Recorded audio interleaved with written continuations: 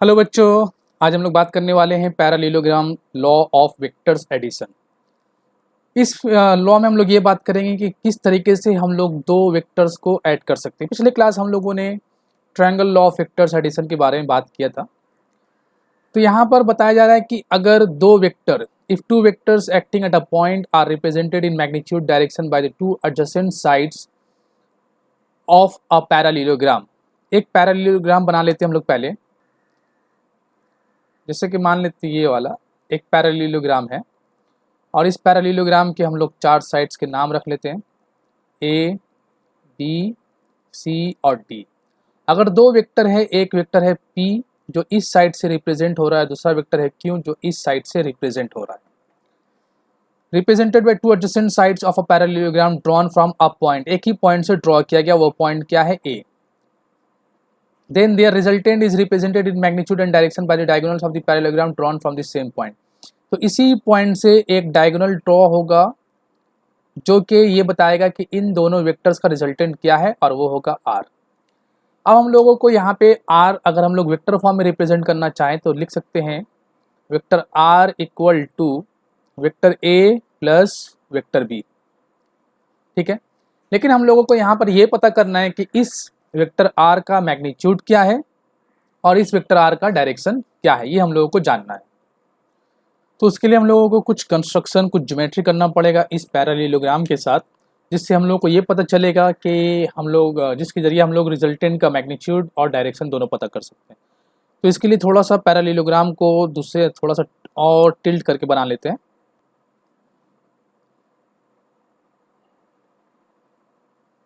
एक मिनट।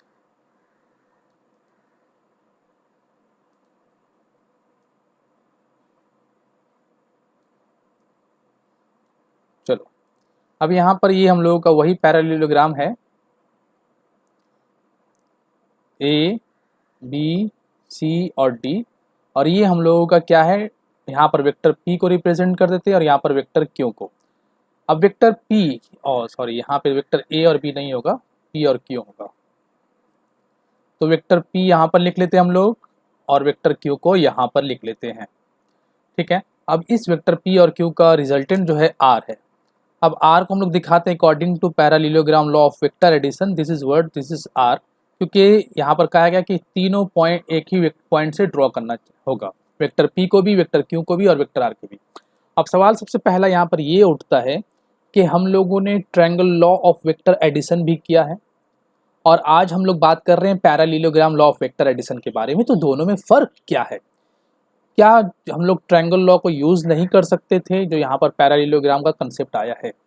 तो जहाँ यहाँ पर सवाल का जवाब ये है कि हम लोगों ने ट्रायंगल लॉ में ये देखा था कि अगर किसी पॉइंट पर दो वेक्टर्स, एक वेक्टर्स कन्वर्ज हो रहा है और एक वेक्टर्स डाइवर्ज हो रहा है वहाँ से, तो फिर उसका रिजल्टेंट ऑपोजिट इन ऑर्डर हम लोग ये लेते थे। जैसे कि अगर ये वेक्टर p है और ये वेक्टर q है, तो अगर हम लोग गौर से देखें तो वेक्टर इस पॉइंट a पर वेक्टर p कन्वर्ज हो रहा है और इस पॉइंट a से वेक्टर q डाइवर्ज हो रहा है, तो ये उसका रिजल्टेंट वेक्टर हुआ r।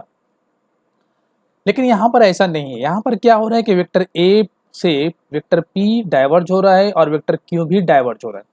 तो पैरालेलोग्राम लॉ हम लोग वहाँ पर यूज़ कर लेंगे जहाँ पर हम लोगों को ये दिखेगा कि किसी एक पॉइंट से दो वेक्टर डाइवर्ज हो रहा है। ठीक है, लेकिन दोनों का रिजल्टेंट ही सेम आता है। तो इसके लिए कंस्ट्रक्शन सबसे पहले हम लोग ये करेंगे कि यहाँ से ड्रॉ करेंगे एक परपेंडिकुलर कुछ इस तरीके से, जो कि एक्सटेंडेड लाइन ए बी के ऊपर होगा और इसका नाम रख लेते हैं पॉइंट ई।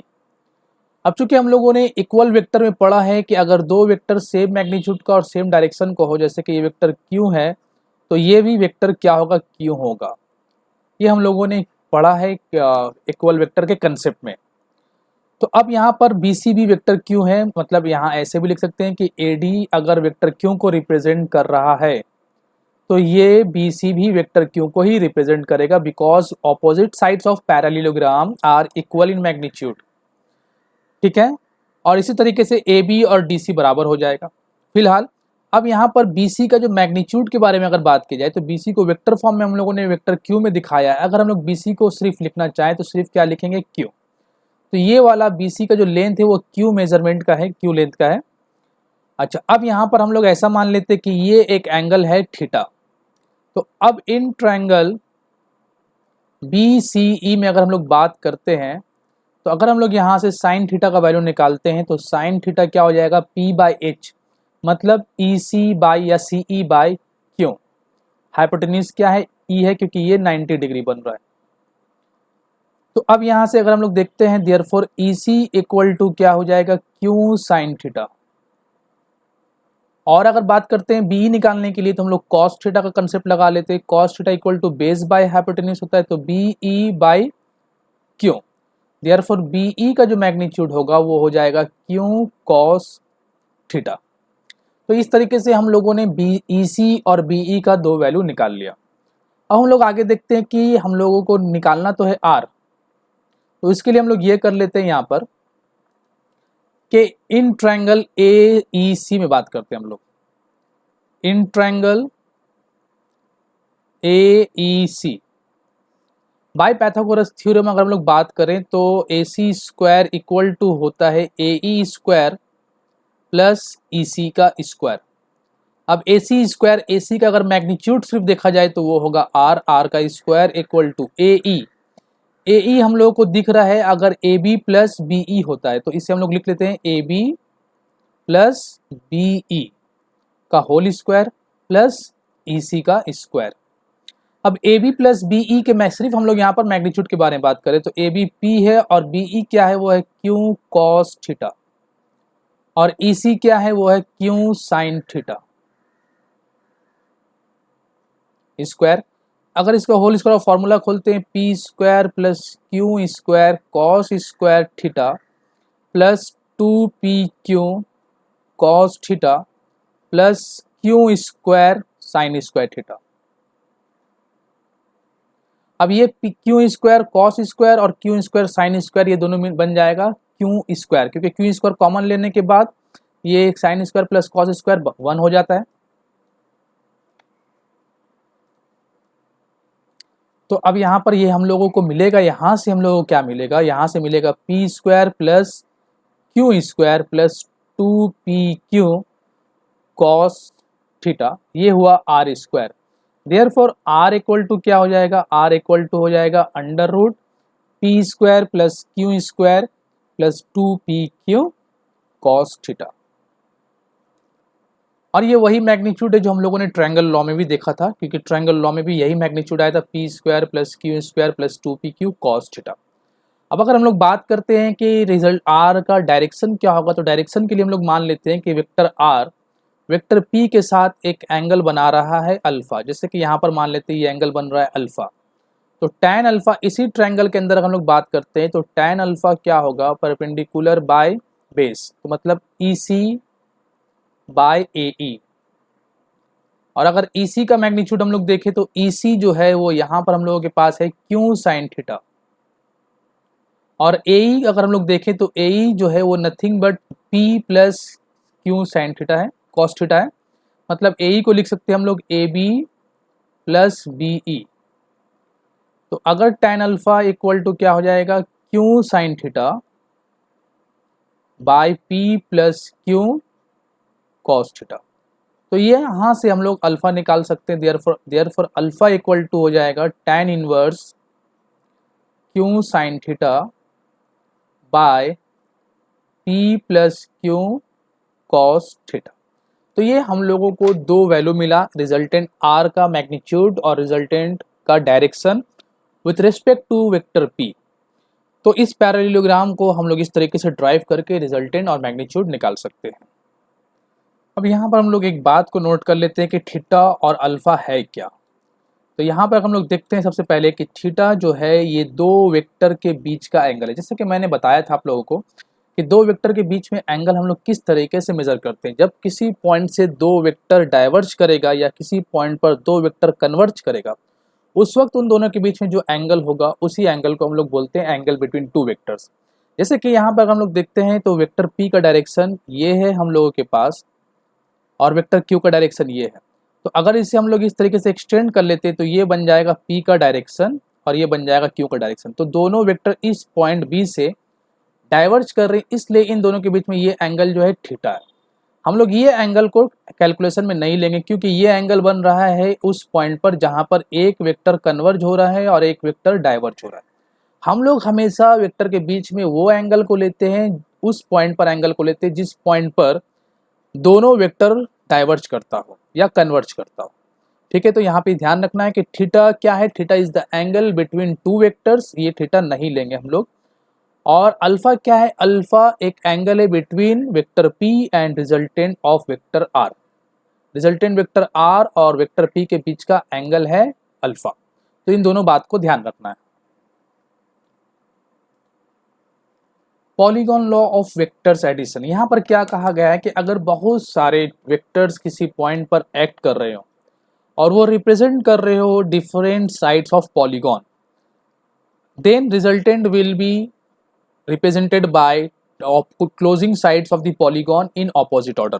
जैसे कि अगर हम लोग बात करें कि ये एक पॉलीगॉन है, यहाँ पर ये एक वेक्टर ऐसे रिप्रेजेंट हो रहा है, ये वेक्टर ऐसे रिप्रेजेंट हो रहा है, बहुत सारे वेक्टर हैं, vector A, vector B, vector C ऐसे चल रहा है, वेक्टर डी ऐसे चल रहा है, वेक्टर ई ऐसे चल रहा है, वेक्टर एफ ऐसे चल रहा है।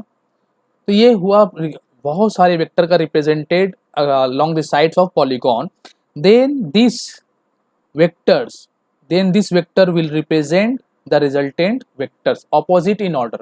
अब इसे r को हम लोग किस तरीके से लिख सकते हैं, in vector form r equal to vector a plus vector b plus vector c plus vector d plus vector e and plus vector f। अगर बहुत सारे वेक्टर एक पॉलीगॉन के साइड से रिप्रेजेंट हो रहे हैं, देन क्लोजिंग साइड्स जो होगा वो बताएगा उन सारे वेक्टर्स का रिजल्टेंट, और इसे हम लोग R से दिखाते हैं। Properties of vectors addition, vector addition का प्रॉपर्टीज क्या है। वेक्टर एडिशन इज कम्यूटेटिव, जैसे कि a प्लस बी को हम लोग b प्लस ए लिख सकते हैं। वेक्टर एडिशन इज एसोसिएटिव, मतलब a plus B plus C bracket के अंदर है तो b को बाहर करके c प्लस ए कर सकते हैं हम लोग, या c प्लस ए प्लस बी कर सकते हैं। इस तरीके से हम लोग आगे पीछे करके इसे ऐड कर सकते हैं। वेक्टर एडिशन इज डिस्ट्रीब्यूटिव, मतलब m a plus m b को m a plus m b लिख सकते हैं। ए प्लस जीरो वेक्टर या नल वेक्टर हम लोग जिसे जीरो वेक्टर कहते हैं उसे A plus zero equal to A कर सकते हैं। Vectors of same nature alone can be added, this is a very important point कि सेम नेचर का वेक्टर को ही हम लोग ऐड कर सकते हैं। जैसे कि वेलोसिटी के साथ वेलोसिटी ऐड होगा, फोर्स के साथ फोर्स ऐड होगा, डिस्प्लेसमेंट के साथ डिस्प्लेसमेंट ऐड होगा। ऐसा नहीं होगा कि डिस्प्लेसमेंट और फोर्स को ऐड करके दो डिस्प्लेसमेंट चार फोर्स को छह डिस्प्लेसमेंट या छह फोर्स नहीं बोल सकते हम लोग। दो फोर्स चार फोर्स को छह फोर्स कह सकते हैं, दो डिस्प्लेसमेंट चार डिस्प्लेसमेंट को छह डिस्प्लेसमेंट कह सकते हैं, या -2 डिस्प्लेसमेंट या 2 डिस्प्लेसमेंट कह सकते हैं ऐड करने का कंसेप्ट में। लेकिन दो डिस्प्लेसमेंट और वेलोसिटी कभी भी आपस में ऐड नहीं कर सकते। सब्ट्रैक्शन ऑफ वेक्टर्स, दो वेक्टर्स का सब्ट्रैक्शन क्या होता है। दो वेक्टर्स का सब्ट्रैक्शन हकीकत में एक्चुअल में एडिशन होता है एक नेगेटिव वेक्टर का एक पॉजिटिव वेक्टर के साथ। जैसे कि अगर मान लेते हैं कि ये एक वेक्टर है कुछ इस तरीके से चल रहा है वेक्टर ए, और ये एक वेक्टर है वेक्टर बी कुछ इस तरीके से दिखाया जा रहा है वेक्टर बी। ठीक है, तो ये एक ही पॉइंट से दोनों वेक्टर डाइवर्ज कर रहा है, तो हम लोग यहाँ पर पैरेललोग्राम का कंसेप्ट यूज कर सकते हैं। अब यहाँ पर हम लोगों को इन दोनों वेक्टर को r इक्वल टू ये नहीं लिखना है, vector a plus vector b नहीं लिखना है, बल्कि ये तो एडिशन हो गया। अब हम लोगों को सब्ट्रैक्शन करना है, तो सब्ट्रैक्शन करने के लिए वेक्टर b या वेक्टर a में से किसी एक को नेगेटिव कर लेते हैं। तो चलो हम लोग वेक्टर b को नेगेटिव कर लेते हैं। तो नेगेटिव करने के लिए सिर्फ इसका डायरेक्शन को हम लोग चेंज कर लेते हैं, vector a and vector b का, ये वेक्टर b का नेगेटिव वेक्टर हो गया। क्योंकि डायरेक्शन को रिवर्स करने से क्या होता है, साइन जो है वो चेंज हो जाता है। अगर एक तरफ अगर ये डायरेक्शन को हम लोग पॉजिटिव बोल रहे हैं तो ये डायरेक्शन क्या हो जाएगा, नेगेटिव हो जाएगा। अब इन दोनों वेक्टर का रिजल्टेंट होता है r। ठीक, तो इन दोनों वेक्टर ए और वेक्टर बी का भी कुछ ना कुछ रिजल्टेंट होगा, उसे ही मान लेते हैं हम लोग वो r डैश है। तो r डैश इक्वल टू क्या होगा, vector a plus vector negative vector b। तो ये हुआ resultant of negative vector B का और वेक्टर ए का, या यूं कह सकते हैं कि सब्ट्रैक्शन, इसे हम लोग सब्ट्रैक्शन में भी दिखा सकते हैं, वेक्टर ए plus minus minus vector B. तो this is word subtraction of vector. तो सब्ट्रैक्शन ऑफ वेक्टर्स को हम लोग एक नए टर्म के अंदाज में नहीं पढ़ेंगे। सब्ट्रैक्शन ऑफ वेक्टर्स का मतलब क्या होता है, addition of a vector with a negative vector. एक वेक्टर को नेगेटिव वेक्टर के साथ ऐड करना ही सब्ट्रैक्शन ऑफ वेक्टर होता है। अब अगर यहाँ पे बात की जाए कि दोनों वेक्टर्स के बीच में हम लोग जो रिजल्टेंट पिछले बार हम लोगों ने देखा कि पैरेललोग्राम से हम लोगों ने दो वेक्टर्स के बीच का रिजल्टेंट निकाला, दो वेक्टर्स का रिजल्टेंट निकालना।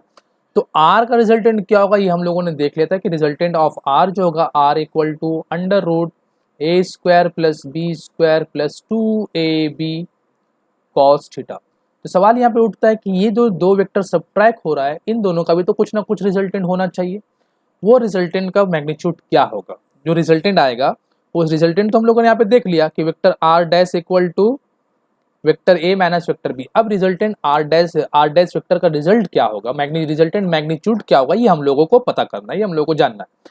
तो इसके लिए सिंपल सा कंसेप्ट हम लोग यहाँ पर यूज कर लेते हैं कि अगर ये वेक्टर ए और वेक्टर बीच में एंगल है थीटा, मतलब वेक्टर ए और वेक्टर बी का बीच में जो एंगल बन रहा है थीटा, तो वेक्टर ए और वेक्टर माइनस बी के बीच में जो एंगल बनेगा वो क्या होगा, 180 माइनस थीटा होगा।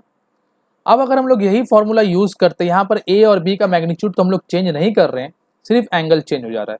तो इस वक्त आर डैश जब हम लोग निकालने जाएंगे वेक्टर आर डैश का मैग्नीट्यूड, ठीक है, तो ये हम लोग कुछ इस तरीके से लिख सकते हैं a square plus B square plus 2ab cos 180 minus theta. अब कॉस 180 माइनस थीटा क्या होता है, वो होता है माइनस थीटा। तो ये कुछ इस तरीके से बन जाएगा a square plus B square minus 2ab cos theta. तो ये हुआ आर डैश का मैग्नीट्यूड। तो यहाँ पर आप लोगों को ये ध्यान में रखना है कि ये नेगेटिव जो हुआ ये किस वजह से हुआ। बहुत सारे बच्चों को कन्फ्यूजन रहता है कि वो सोचते हैं कि वेक्टर बी का जो माइनस साइन है वो यहाँ पर पुट होने से, यहाँ पर पुट करने से वो नेगेटिव होता है, लेकिन हकीकत में ऐसा नहीं है। यहाँ पर हम लोग वेक्टर बी जो माइनस में माइनस वेक्टर बी का मतलब क्या हो रहा है कि इसका मैग्नीट्यूड नेगेटिव नहीं हो रहा है, इसका डायरेक्शन चेंज हो रहा है। वेक्टर बी के मैग्नीट्यूड के बारे में बात करें तो इसका भी मैग्नीट्यूड क्या होगा, बी होगा, और इसका भी मैग्नीट्यूड बी होगा। माइनस बी मैग्नीट्यूड नहीं होता। मैग्नीट्यूड को कम से कम क्या कर सकते हो, किसी भी चीज़ का मैग्नीट्यूड तो खत्म नहीं कर सकते, तो नेगेटिव करने का कोई सवाल ही नहीं होता। तो यहाँ पर मैग्नीट्यूड नेगेटिव नहीं होता, लेकिन डायरेक्शन रिवर्स होने की वजह से वहाँ पर माइनस आता है। और फिलहाल हम लोग यहाँ पर जो वैल्यू यूज़ करते हैं ए बी ये सब मैग्नीट्यूड यूज़ करते हैं, तो फिर नेगेटिव यहाँ पर बी की वजह से नहीं आता, बल्कि 180 माइनस थीटा की वजह से माइनस आता है। Cos 180 minus theta second quadrant में जाता है, इसकी वजह से वहाँ से नेगेटिव साइन हम लोगों को मिलता है। तो ये वाला वैल्यू फार्मूला हम लोग उस वक्त यूज़ करेंगे जब हम लोग दो वेक्टर को सब्ट्रैक्ट करेंगे, और सब्ट्रैक्ट करने के बाद उसका जो रिजल्टेंट आएगा उस रिजल्टेंट का मैग्नीट्यूड हम लोग इस फार्मूला के हेल्प से निकालेंगे, जहाँ पर हम लोग माइनस का यूज़ करेंगे। अब यहाँ पर हम लोग कुछ पॉइंट की तरफ चलते हैं, जैसे कि हम लोगों ने vector are equal to vector A plus vector b देखा, vector are dash equal to vector A minus vector b देखा। इस वेक्टर का resultant vector addition of vector का रिजल्टेंट हम लोगों ने यहाँ ये लिखा, सब्ट्रैक्शन ऑफ वेक्टर का रिजल्टेंट मैग्नीट्यूड हम लोगों ने यहाँ पर लिखा। अब इन दोनों के ऊपर थोड़ी सी बहस हम लोग करते हैं। जैसे कि यहाँ पे अगर हम लोग दो वेक्टर्स को मान लेते हैं ए और बी, दो वेक्टर्स हैं, और दोनों में अगर एडिशन ऑफ वेक्टर का कंसेप्ट लगा रहे तो आर डैश इक्वल टू हम लोग क्या लिखते हैं, वेक्टर ए प्लस वेक्टर बी। और अगर हम लोग सब्ट्रैक्शन का कंसेप्ट लगाते हैं, सब्ट्रैक्शन ऑफ वेक्टर्स, तो क्या लिखते हैं, वेक्टर ए माइनस वेक्टर बी। अब सवाल ये उठता है कि इनका मैग्नीट्यूड हम लोग कैसे दिखा सकते हैं। तो देखो मैग्नीट्यूड अभी भी हम लोगों ने निकाला कि इसका मैग्नीट्यूड होगा R equal to under root A square plus B square plus 2ab cos theta. R dash के मैग्नीट्यूड के बारे में अगर बात करें तो आर डैश का मैग्नीट्यूड भी हम लोगों ने देखा, a square plus B square minus 2ab cos theta. ये दो मैग्नीट्यूड हम लोगों ने निकाल लिया। अब सवाल ये था कि क्या मैग्नीट्यूड को हम लोग किसी और फॉर्म में रिप्रेजेंट कर सकते हैं, तो बिल्कुल कर सकते हैं। जैसा कि मैंने बताया था कि अगर P एक वेक्टर है तो इसका मैग्नीट्यूड होता है, मॉड के अंदर भी लिख सकते हैं, या इसे सिर्फ P भी लिख सकते हैं। इसी तरीके से अगर इन दोनों वेक्टर्स का हम लोग मैग्नीट्यूड मॉड के फॉर्म में दिखाना चाहें तो क्या लिख सकते हैं, तो उसे हम लोग कुछ इस तरीके से दिखा सकते हैं कि R का मैग्नीट्यूड इक्वल टू क्या होगा, magnitude of vector A plus magnitude of vector B. इसी तरीके से आर डैश वेक्टर का मैग्नीट्यूड भी हम लोग इस तरीके से दिखा सकते हैं, वेक्टर ए माइनस वेक्टर बी। अब ये जो वैल्यू है हम लोगों के पास, जो वैल्यू दिख रहा है हम लोगों को, ये वैल्यू और ये, इसकी जगह पे ये क्या है, मैग्नीट्यूड। तो ए और बी जब एडिशन में रहता है तो उनका मैग्नीट्यूड क्या होता है, हम लोगों ने यहाँ पे लिखा है। तो इसे हम लोग इस तरीके से भी लिख सकते हैं, a square plus B square plus 2ab cos theta. और इसे कुछ इस तरीके से लिख सकते हैं, a square plus B square minus 2ab cos theta. तो यहाँ पर हम लोगों को सिर्फ मैं आप लोगों को दिखाना ये चाह रहा हूँ कि वेक्टर ए प्लस वेक्टर बी अगर इस तरीके से रहे बिना मॉड का, तो यहाँ पर हम लोग ये कहेंगे कि दो वेक्टर का एडिशन हो रहा है। लेकिन जब वो दोनों मॉड के अंदर चले आए तो हम लोग कहेंगे कि दो एडिशन वेक्टर का मैग्नीट्यूड निकाल रहे हैं हम लोग अब। और यहाँ पे दो दो वेक्टर जब सबट्रैक्ट हो रहा था तो उस वक्त ही हम लोग मैग्नीट्यूड निकाले। तो मॉड में लिखने का मतलब क्या हो रहा है, सिर्फ और सिर्फ मैग्नीट्यूड, बिना मॉड का दो वेक्टर या दो वेक्टर का सम। ठीक है, ये ध्यान में रखना है आप लोगों को। आर अगर सिर्फ आर के फॉर्म में लिखा जाए, जैसे कि सिर्फ ये क्या हुआ वेक्टर्स, लेकिन ये क्या हुआ उस वेक्टर का मैग्नीट्यूड, तो ये हुआ हो रहा है representation of magnitudes of vectors, कि किस तरीके से हम लोग रिप्रेजेंट कर सकते हैं। अब इसी के कंसेप्ट के ऊपर, एडिशन और सब्ट्रैक्शन ऑफ वेक्टर्स के कंसेप्ट के ऊपर एक प्रॉब्लम है, उसे हम लोग देखते हैं। जैसे कि इस प्रॉब्लम पे अगर हम लोग ध्यान देते हैं तो हम लोग को दिख रहा है कि वेक्टर ए प्लस वेक्टर बी का मैग्नीट्यूड और वेक्टर ए और वेक्टर बी का सब्ट्रैक्शन का मैग्नीट्यूड, ये दोनों इक्वल हो रहा है। इक्वल होने के बाद बोला गया कि उन दोनों के बीच में एंगल क्या होगा। तो अगर आप लोग ने पिछले अभी थोड़ी देर पहले अगर ध्यान दिया होगा तो आप लोगों को वहाँ पे दिखा होगा कि ये वेक्टर आर है और ये वेक्टर आर डैश है, मतलब उसका मैग्नीट्यूड है ना, अभी हम लोगों ने लिखा। अब इसी तरीके से इन अगर ये दोनों इक्वल है तो मतलब ये दोनों मैग्नीट्यूड इक्वल है, और इन दोनों मैग्नीट्यूड का फॉर्मूला हम लोगों के पास है। तो इसे हम लोग कुछ इस तरीके से लिख सकते हैं, सिंस वेक्टर ए प्लस वेक्टर बी का मैग्नीट्यूड, वेक्टर ए और वेक्टर बी के सम का मैग्नीट्यूड, एडिशन ऑफ वेक्टर का मैग्नीट्यूड, ये बराबर दिया हुआ है दो सब्ट्रैक्टेड वेक्टर के मैग्नीट्यूड का। इसे हम लोग कुछ इस तरीके से लिख सकते हैं, a square plus B square plus 2ab cos theta, और इसे हम लोग लिख सकते हैं a square plus B square minus 2ab cos theta. ठीक है, स्क्वायरिंग बोथ साइड करने से रूट गैप हो जाएगा और ए स्क्वायर प्लस बी स्क्वायर दोनों तरफ से कैंसिल होगा, तो यहाँ क्या बचेगा 2ab कॉस थीटा, और यहाँ बचेगा माइनस 2ab कॉस थीटा। अगर उस तरफ ले आते हैं तो 4ab कॉस थीटा हो जाएगा, 4ab cos theta equal to 0।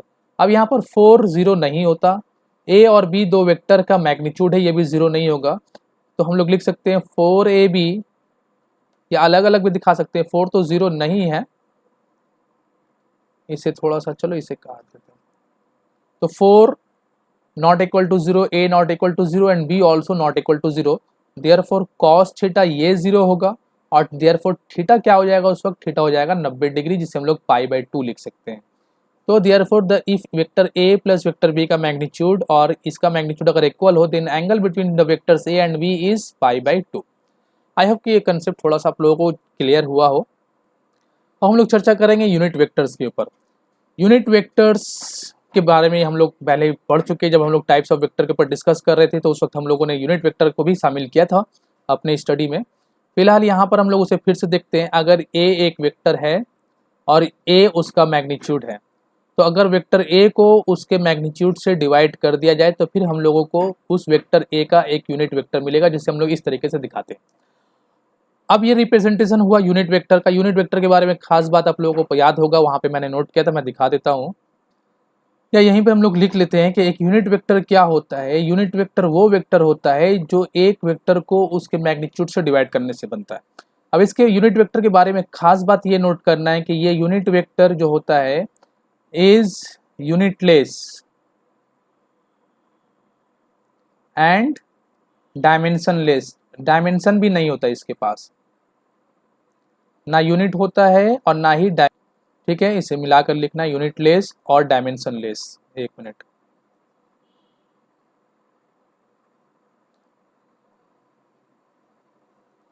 And dimensionless. तो यूनिट वेक्टर वो वेक्टर होता है जो सिर्फ बनता है एक वेक्टर को उसके मैग्नीट्यूड से डिवाइड करने के बाद, और ना ही उसके पास यूनिट होता है, ना ही उसके पास डायरेक्शन होता है। तो फिर क्या होता है भाई, यूनिट वेक्टर के पास सिर्फ और सिर्फ डायरेक्शन होता है, और वो डायरेक्शन वही होता है जो वेक्टर ए का डायरेक्शन होता है। जैसे कि मान लें अगर एक वेक्टर ए इस तरीके से चल रहा है यहाँ पर, तो इसका एक यूनिट वेक्टर होगा जो सिर्फ ये बताएगा आपको कि इसका डायरेक्शन क्या है, उसके अलावा आपको कोई इन्फॉर्मेशन नहीं दे सकता।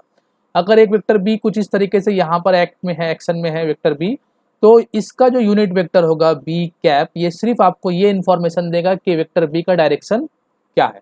तो हम लोगों को यूनिट वेक्टर से सिर्फ और सिर्फ किसी भी वेक्टर्स के डायरेक्शन के बारे में पता चलता है, उसके अलावा ना ही उसके यूनिट के बारे में पता चलेगा, ना ही उसके डायमेंशन के बारे में पता चलेगा कि डायमेंशन क्या है। अब यहाँ पर आकर बात करते हैं हम लोग कि अगर इसे गौर से हम लोग देखते हैं और इसे थोड़ा सा अगर हम लोग चेंज करने की कोशिश करते हैं, तो अगर ये मैग्नीट्यूड को यूनिट वेक्टर से अगर हम लोग मल्टीप्लाई कर देते हैं, तो मैग्नीट्यूड इनटू यूनिट वेक्टर, तो हम लोगों को क्या मिलेगा, एक वेक्टर। तो अगर किसी वेक्टर्स के मैग्नीट्यूड को, अगर किसी मैग्नीट्यूड को उसी के यूनिट वेक्टर से अगर मल्टीप्लाई कर दिया जाए, तो फिर हम लोगों को रिजल्ट में एक वेक्टर मिलेगा। या यूं कह सकते हैं कि अगर एक वेक्टर है तो उसे हम लोग उसके मैग्नीट्यूड और यूनिट वेक्टर के फॉर्म में एक्सप्रेस कर सकते हैं, रिप्रेजेंट कर सकते हैं। तो यहाँ पर आपके पास मैग्नीट्यूड आ चुका है। यहाँ पर अगर आप गौर करो तो ये आपके पास क्या है, ये आपके पास वेक्टर का मैग्नीट्यूड है। और यहाँ पर अगर आप गौर करो तो ये क्या है, आपके पास एक वेक्टर का यूनिट है, क्योंकि सिर्फ यूनिट नहीं, यूनिट वेक्टर है, लेकिन ये क्या रिप्रेजेंट करेगा, ये डायरेक्शन रिप्रेजेंट करेगा। और हम लोगों ने पढ़ा है कि एक वेक्टर के पास एक वेक्टर क्वांटिटी वो होता है जिसके पास मैग्नीट्यूड और डायरेक्शन दोनों हो। तो यहाँ पर वेक्टर सिर्फ ए ये रिप्रेजेंट कर रहा है मैग्नीट्यूड और ये रिप्रेजेंट कर रहा है डायरेक्शन, तो दोनों मिलकर क्या हुआ, एक वेक्टर तैयार हो गया। तो अगर किसी मैग्नीट्यूड को उसी के यूनिट वेक्टर से मल्टीप्लाई कर दिया जाए, तो फिर हम लोगों को एक वेक्टर मिल जाएगा। तो ये यूनिट वेक्टर के बारे में कुछ कंसेप्ट है, इसी को आप लोगों को ध्यान रखना है। अब इसी यूनिट वेक्टर का हम लोग यूज करते हैं, बहुत बहुत ज़्यादा इसका इस्तेमाल करने वाले हैं यूनिट वेक्टर का कंसेप्ट के ऊपर। अब एक्स एक्सिस, वाई एक्सिस और जेड एक्सिस, इसे कौन नहीं जानता, सभी जानते हैं हम लोग कि X axis, Y axis, Z axis. अब एक्स एक्सिस, वाई एक्सिस और जेड एक्सिस के यूनिट वेक्टर को फिक्स कर दिया गया है, क्योंकि उसका इस्तेमाल हम लोग काफ़ी ज़ोर से बहुत ज़्यादा यूज़ करने वाले हैं। तो अगर कोई vector along x axis move कर रहा है तो उसका यूनिट वेक्टर होगा unit vector along x axis. इसे आप लोग को याद रखना है, unit vector along x axis, इसे हम लोग रिप्रेजेंट करते हैं आई कैप से। Unit vector along Y axis, इसे हम लोग रिप्रेजेंट करेंगे जे से। और फिर unit vector along Z axis, इसे हम लोग रिप्रेजेंट करेंगे के कैप से। तो i cap, j cap and k cap are the representation of unit vector along x axis, along Y axis and along Z axis, i j k. अब यहाँ पर अगर कोई भी वेक्टर या किसी भी वेक्टर का मैग्नीट्यूड अगर अलोंग एक्स एक्सिस चल रहा है, तो अगर उसे आई कैप से मल्टीप्लाई कर देते हैं हम लोग, तो वो बन जाएगा एक वेक्टर। जैसे कि यहाँ पर अगर हम लोग मिसाल देखना चाहें, अगर हम लोग ये एक्स और वाई एक्सिस बना लेते हैं और मान लेते हैं यहाँ पर कोई वेक्टर, किसी भी वेक्टर का एक मैग्नीट्यूड यहाँ पर कुछ ऐसे एक्शन में है, मान लेते हैं एक वेक्टर है उसका मैग्नीट्यूड है ए। तो अब अलोंग एक्स एक्सिस हम लोग जानते हैं कि एक यूनिट वेक्टर फिक्स हो चुका है आई, और यहाँ पर एक वेक्टर का मैग्नीट्यूड है बी, और हम लोग जानते हैं अलोंग वाई एक्सिस एक यूनिट वेक्टर फिक्स हो चुका है जे कैप। तो अगर हम लोग ए इंटू आई कैप कर देते हैं, इसका मतलब क्या हो रहा है, हम लोग दिखा रहे हैं एक वेक्टर अलोंग एक्स एक्सिस। और अगर हम लोग बी इंटू जे कैप कर देते हैं, इसका मतलब हम लोग दिखा रहे हैं एक vector along Y axis, B J cap. तो अगर किसी वेक्टर का मैग्नीट्यूड अलोंग एक्स एक्सिस है, अलोंग वाई एक्सिस है और अलोंग जेड एक्सिस है, तो फिर उसे अगर हम लोग आई कैप जे कैप से मल्टीप्लाई करते हैं, तो फिर हम लोगों को उस वेक्टर का वो मैग्नीट्यूड का वेक्टर फॉर्म तैयार कर सकते हैं हम लोग। Resolution of vector, resolution of vector का मतलब क्या होता है कि किसी वेक्टर को रिजॉल्व करके या ब्रेक करके तोड़ देना। जैसे कि हम लोगों ने पढ़ा है अभी कि अगर एक वेक्टर ए इस तरीके से रिप्रेजेंट हो रहा है और एक वेक्टर बी इस तरीके से रिप्रेजेंट हो रहा है, तो इन दोनों वेक्टर का एक रिजल्टेंट आएगा वेक्टर आर। अब ये वेक्टर आर को हम लोग किस तरीके से लिख सकते हैं, vector are equal to vector A plus vector B. ये बात हम लोगों ने ट्रायंगल लॉ, पैरेललोग्राम लॉ दोनों में देखा था। फिलहाल यहाँ पर एक ही पॉइंट से डाइवर्ज हो रहा है दोनों पॉइंट, हम लोग पैरेललोग्राम को फोकस में रखते हैं। अब यहाँ पर रेजोल्यूशन ऑफ वेक्टर में कहानी कुछ उल्टा है कि एक वेक्टर अगर दिया जाए आपको कुछ इस तरीके से, मान लेते हैं वेक्टर आर अगर दे दिया गया है, तो फिर इसे रिजॉल्व करके हम लोग दो कंपोनेंट बना सकते हैं। एक कंपोनेंट बिल्कुल ये ए बनेगा और दूसरा कंपोनेंट इसका बी बन जाएगा। तो ये होता है रेजोल्यूशन ऑफ वेक्टर का कंसेप्ट। जैसे कि अगर इसका मिसाल अगर हम लोग ये देते हैं कि मान लेते हैं कि अगर किसी रास्ते में एक बॉक्स रखा हुआ है, ठीक है, और इस बॉक्स के ऊपर अगर रिजल्टेंट फोर्स, मान लो बहुत सारे फोर्स एक्शन में है और ये एक रिजल्टेंट उसका मिल रहा है, तो हम लोग कह सकते हैं ना कि बहुत सारे फोर्स जो है उसका रिजल्टेंट अगर आर है, तो इसका मतलब वो सारे फोर्स इस आर का कंपोनेंट होगा। तो कंपोनेंट क्या क्या हो सकता है, बहुत तरीके का, बहुत जगह से एक्शन हो सकता है। तो एक दो कंपोनेंट हम लोग ऐसे दिखा देते हैं कि ये एक कंपोनेंट है उस वेक्टर आर का और ये दूसरा कंपोनेंट है वेक्टर आर का। मतलब एक वेक्टर को अगर हम लोग उसके कंपोनेंट में तोड़ सकते हैं, या उसका एक और एग्जांपल हम लोग देख सकते हैं, मान लेते हैं कि यहाँ पर अगर एक वॉल है और इस वॉल में हम लोग अगर कुछ फोर्स लगाते हैं, तो इस फोर्स के लगाने से, आप किसी हथौड़े से, हैमर से इसको मारते हैं तो हम लोग देखते हैं कि इसके अगल बगल में भी कुछ इफेक्ट पड़ता है, कुछ दरार आ जाती है, कुछ हल्का सा हिस्सा टूट भी जाता है अगल बगल का, लेकिन हम लोगों ने हैमर से सिर्फ इतने पोर्शन को टच किया था। तो ये क्या हो रहा है, बाकी पोर्शन में क्या हो रहा है, उसका इफेक्ट जा रहा है। इसी इफेक्ट को समझने की यहाँ पे कोशिश करना है कि किस तरीके से बाकी इफेक्ट काम करता है। तो यहाँ पर एक रिजल्टेंट आर फोर्स लग रहा है, लेकिन उसका इफेक्ट यहाँ और यहाँ भी हम लोग ऐसा सोच सकते हैं। तो यहाँ पर आर अगर एक वेक्टर है तो उसके दो कंपोनेंट हम लोग बना सकते हैं, उसके दो कंपोनेंट में उसे हम लोग तोड़ सकते हैं, उसके दो हिस्से हम लोग कर सकते हैं। एक हिस्सा होता है ए और एक हिस्सा होता है बी। इसकी मिसाल हम लोग और भी आगे अगर जब हम लोग रेक्टेंगुलर कंपोनेंट ऑफ वेक्टर में बात करेंगे तो उसमें हम लोगों को काफ़ी अच्छे से समझ में आएगा रेजोल्यूशन ऑफ वेक्टर का कंसेप्ट क्या होता है। फिलहाल यहाँ पर हम लोग ये समझते हैं कि एक वेक्टर आर है, उसका हम लोग दो कंपोनेंट बना सकते हैं, वेक्टर ए और वेक्टर बी। इसे हम लोग कहते हैं रेजोल्यूशन ऑफ वेक्टर। ठीक है, अब ये वेक्टर आर जिसे हम लोगों ने ब्रेक किया, जिसे हम लोगों ने दो कंपोनेंट में तोड़ा, वेक्टर ए और वेक्टर बी के कंपोनेंट में, इसकी मिसाल कुछ हम लोग ऐसे भी समझ सकते हैं कि मान लो दो वेक्टर किसी पॉइंट पे एक्ट करते हो और उन दोनों वेक्टर का जो रिजल्ट, जो इफेक्ट होगा, वही इफेक्ट अगर वेक्टर आर अकेले क्रिएट कर देता है तो हम लोग कह सकते हैं कि ए और बी का रिजल्टेंट आर है। उसी बात को रिवर्स में सोचते हैं कि अगर एक वेक्टर आर है जो किसी पॉइंट पर किसी ऑब्जेक्ट के ऊपर कुछ इफेक्ट क्रिएट कर रहा है और फिर दो वेक्टर है उसका कंपोनेंट है, और अगर वो दोनों वेक्टर भी वही इफेक्ट क्रिएट करे तो हम लोग कहेंगे कि वो दोनों ए और बी आर का कंपोनेंट है। बात को जरा समझने की कोशिश करना कि आर एक वेक्टर है, ये एक फोर्स है, कुछ भी कह सकते हैं इसको, ये किसी ऑब्जेक्ट के ऊपर एक्ट करने के बाद कुछ इफेक्ट क्रिएट कर रहा है। अब इसका हम लोगों ने दो कंपोनेंट बना लिया, दो हिस्सा कर दिया, दो टुकड़ा कर दिया। जैसे कि एक इंसान है वो कुछ काम कर सकता है, या एक मशीन है उसके दो हिस्से हैं, दोनों हिस्से मिलके कुछ काम कर रहे हैं। वो दोनों हिस्से मिलके, मान लो एक ऑब्जेक्ट है, एक मशीन है, इसके दो पार्ट है, ये दोनों पार्ट मिल करके और ये पूरा मशीन अकेले ही ये काम कर रहा है, जिसका हम लोग नाम रखे आर। ये पूरे मशीन का नाम रख देते हैं हम लोग आर। अब इस मशीन को तोड़कर दो हिस्सा कर दिया, एक ये और एक ये। अब ये दोनों मिलके भी वही काम करेगा, क्योंकि एक्चुअल में काम हो रहा था इन दोनों के मिलने से ही। अब अगर इसका पूरा नाम हम लोगों ने यहाँ पे आर करके रखा है कि आर अगर कोई काम करता है, उसका कुछ इफेक्ट हम लोगों को मिलता है, वो हम लोगों ने इफेक्ट ऑब्जर्व कर लिया।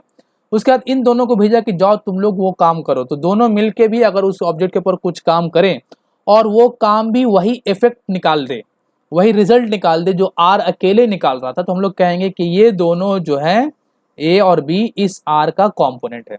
तो इसी तरीके से कोई भी वेक्टर होता है उसको हम लोग दो या दो से ज्यादा कॉम्पोनेंट में भी तोड़ सकते हैं, रिजॉल्व कर सकते हैं, और सारे कंपोनेंट का जो इफेक्ट होगा वो बराबर होगा जो इफेक्ट आर अकेले क्रिएट कर रहा था।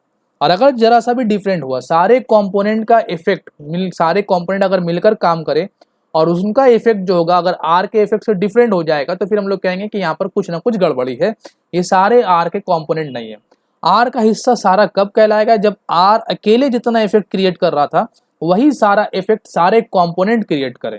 तो इस तरीके से हम लोग ऐसे भी दिखा सकते हैं कि अगर ये एक वेक्टर ए है और ये एक वेक्टर बी है, तो आर इसका क्या था, रिजल्टेंट वेक्टर था आर। तो हम लोग यूं कह सकते हैं कि अगर एक रिजल्टेंट वेक्टर आर है तो ए और बी उसका कंपोनेंट है। रिवर्स पहले क्या कह सकते थे कि हम लोग ए और बी का रिजल्टेंट आर है, मतलब ए और बी मिलकर आर बना। अब उसको तोड़ो, आर को तोड़ने से ए और बी मिलता है, इसी को कहते हैं हम लोग कंपोनेंट ऑफ वेक्टर।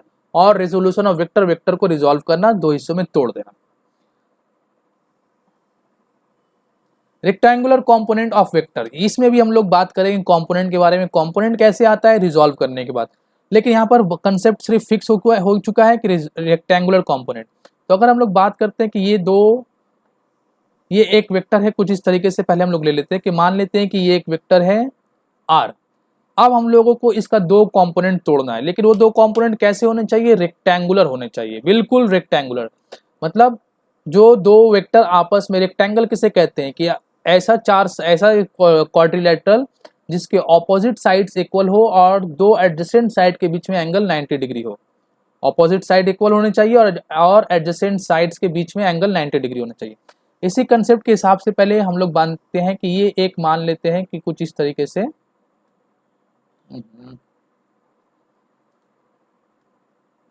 यस, ये वेक्टर आर था, इसका हम लोगों ने दो कंपोनेंट तोड़ा है। कुछ इस तरीके से तोड़ेंगे कि दोनों कंपोनेंट एक दूसरे के साथ 90 डिग्री में रहे।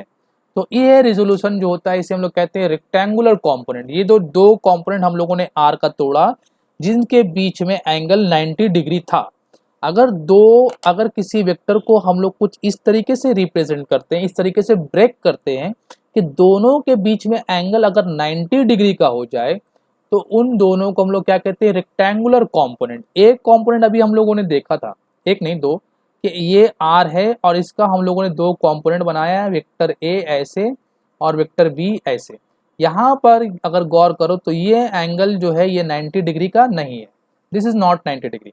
बट अगर हम लोग यहाँ पर गौर करें तो दिस एंगल इज 90 डिग्री। तो अगर किसी वेक्टर आर का दो हिस्सा करते हैं, दो पार्ट में तोड़ते हैं और तोड़ने के बाद कुछ इस तरीके से दो हिस्से होते हैं कि दोनों के बीच में एंगल अगर 90 डिग्री का हो जाए, दोनों के बीच में एंगल अगर 90 डिग्री का हो जाए, तो उन दोनों कंपोनेंट को हम लोग कहते हैं rectangular components of a vector, एक वेक्टर का रेक्टेंगुलर कंपोनेंट। ठीक है, अब यहाँ पर आगे बात करते हैं कि यहाँ पर और क्या चीज हम लोग को गौर करना है। रेक्टेंगुलर कंपोनेंट के लिए ध्यान देना है कि दोनों वेक्टर के बीच में एंगल 90 डिग्री का होना चाहिए। दूसरी बात, वेक्टर आर जो होना चाहिए वो दोनों के बीच में होना चाहिए। ऐसा नहीं होना चाहिए कि आपने वेक्टर ए यहाँ दिखा दिया, वेक्टर बी यहाँ दिखा दिया और इन दोनों का जो जिसका कंपोनेंट है ये वेक्टर बी है ये, और ये ए और बी जिस वेक्टर का कंपोनेंट है उसे आप यहाँ दिखा रहे, तो ये रिप्रेजेंटेशन जो होगा ये गलत हो जाएगा। आर जो होना चाहिए हमेशा इन दोनों के बीच में होना चाहिए और आर का इफेक्ट वही होना चाहिए जो ए और बी दोनों के मिलने से इफेक्ट मिलता हो। तो ये रेक्टेंगुलर कंपोनेंट के कंसेप्ट को आप लोगों को ध्यान में रखना है कि आर हमेशा दोनों के बीच में होना चाहिए और दोनों के बीच में एंगल ए और बी के बीच में एंगल 90 डिग्री होना चाहिए। तो इसे हम लोग कहते हैं rectangular component of a vector, एक वेक्टर का रेक्टेंगुलर कंपोनेंट। तो कंपोनेंट और रेजोल्यूशन ऑफ वेक्टर, रेजोल्यूशन का मतलब क्या होता है, तोड़ देना। तोड़ने के बाद जो पार्ट हम लोगों को मिलता है उसे हम लोग कहते हैं कंपोनेंट। अब कंपोनेंट रेक्टेंगुलर हो भी सकता है, नहीं भी हो सकता। पिछले अभी हम लोगों ने जो यहाँ पर रेजोल्यूशन किया था सिर्फ रेजोल्यूशन ऑफ वेक्टर किया था, इसलिए यहाँ पे हम लोगों ने वेक्टर रेक्टेंगुलर फॉर्म के ऊपर बहस नहीं किया क्योंकि हम लोग सिर्फ यहाँ पर ब्रेक कर रहे थे। एक वेक्टर को उसके कंपोनेंट में तोड़ रहे थे, तोड़ने के बाद दोनों वेक्टर के बीच में एंगल कुछ भी हो सकता है, यहाँ पे कुछ भी एंगल हो सकता है, जैसे कि यहाँ पे दोनों वेक्टर के बीच में एंगल क्या है, कुछ भी हो सकता है। तो इस तरीके से यहाँ पर 90 डिग्री नहीं है, लेकिन अगर कुछ इस तरीके से तोड़ा जाए कि दोनों वेक्टर के बीच में एंगल 90 डिग्री हो जाए तो फिर इन दोनों कंपोनेंट को हम लोग क्या कहेंगे, रेक्टेंगुलर कंपोनेंट। यहाँ पर ये ए और बी रेक्टेंगुलर कंपोनेंट नहीं है।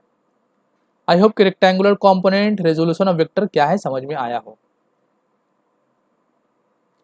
वेक्टर्स प्रोडक्ट के बारे में बात करते हैं कि दो वेक्टर्स का किस तरीके से हम लोग प्रोडक्ट निकाल सकते हैं। तो बच्चों पिछले क्लास तक हम लोगों ने ये समझ लिया कि एडिशन ऑफ वेक्टर्स, और आज की क्लास में भी हम लोगों ने एडिशन ऑफ वेक्टर्स को देखा, सब्ट्रैक्शन ऑफ वेक्टर्स को देखा। अब सवाल ये उठता है कि हम लोग दो वेक्टर्स को मल्टीप्लाई कैसे कर सकते हैं। तो देखो, दो वेक्टर्स को मल्टीप्लाई करते वक्त ये ध्यान रखना हम लोगों को पहले कि दो वेक्टर्स को जब भी हम लोग मल्टीप्लाई करेंगे तो उसका जो रिजल्ट होगा वो वेक्टर भी हो सकता है और स्केलर भी हो सकता है। मतलब जो रिजल्टेंट वेक्टर हम लोगों को मिलेगा, जो रिजल्ट हम लोगों को मिलेगा, वो रिजल्ट इस क्वांटिटी होगा, फिजिकल क्वांटिटी, वो वेक्टर भी हो सकता है और स्केलर क्वांटिटी भी हो सकता है। तो मल्टीप्लाई करने से हम लोगों को दो नतीजा सामने आया जिसकी बिना पर वेक्टर्स प्रोडक्ट को दो हिस्सों में तोड़ दिया गया। एक हिस्से का नाम रखा गया स्केलर प्रोडक्ट, दूसरे हिस्से का नाम रखा गया वेक्टर प्रोडक्ट। यहाँ पे मैं फिर से बोलता हूँ कि जब भी हम लोग दो वेक्टर्स को मल्टीप्लाई करते हैं तो मल्टीप्लाई करने से जो रिजल्ट हम लोगों को मिलेगा वो रिजल्ट स्केलर क्वांटिटी भी हो सकता है और वो रिजल्ट वेक्टर क्वांटिटी भी हो सकता है। इसलिए वेक्टर के प्रोडक्ट को दो हिस्सों में अलग अलग हम लोगों को स्टडी करना है, एक होगा स्केलर प्रोडक्ट और एक होगा वेक्टर प्रोडक्ट। लेकिन उसमें जाने से पहले हम लोग अगर ये देख लेते हैं कि अगर if a vector is multiplied by any physical quantity, जैसे कि if a vector is multiplied